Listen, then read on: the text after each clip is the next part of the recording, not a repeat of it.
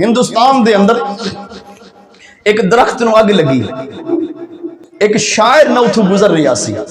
اور دی جس وقت نظر پئی نا اس درخت دے ہوتے تے کیا دیکھ دا بھی ہن درخت دے سارے یعنی اپنا ٹہنیاں بھی اور پتے بھی جل رہے ہیں، اور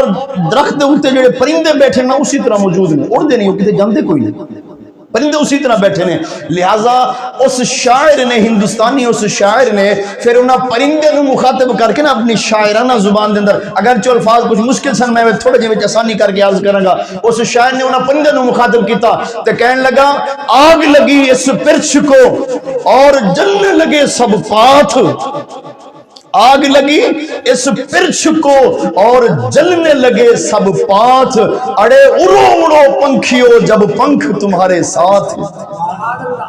اڑو اڑو پنچھیوں جب پنکھ تمہارے ساتھ۔ اگو پھر پنچھیاں کی گل کیتی،